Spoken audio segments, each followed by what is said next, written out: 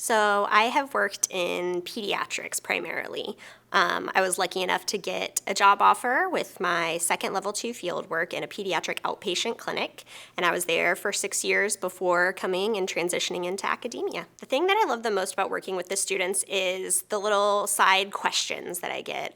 Being able to explain something in a different way that gives them that aha or that light bulb moment. I love when something clicks for them and I was able to help them get there. So occupational therapy helps individuals to become more functional and independent in their everyday lives. And what I find the coolest about it is we can do it in any setting and we do it across the lifespan, trying to help individuals, whether it's kids, older adults, somebody who's just had an injury, just to help them to be more functional, more independent in their everyday activities, things they want to do, things they need to do, and I just think that's pretty special. A couple things come to mind when I hear the phrase force for good. Words such as compassion, kindness, growth, a genuine concern and care for others.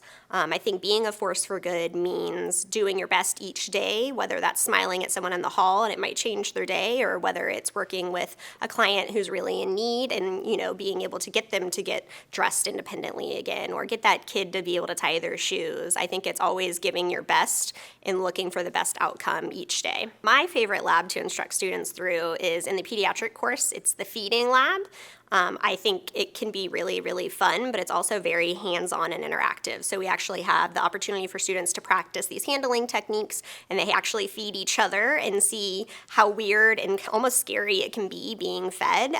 So really working on gaining that trust, building that rapport. I think the faculty offers that special connection with students. We're very student first, and we want to do anything that we can to help those students succeed, to make sure that they understand the material. I know that all the OT faculty here on our campus is very willing to meet outside of lab time to answer questions, to go over any confusing content, and just make sure that everything's clear because we want them to feel confident moving forward.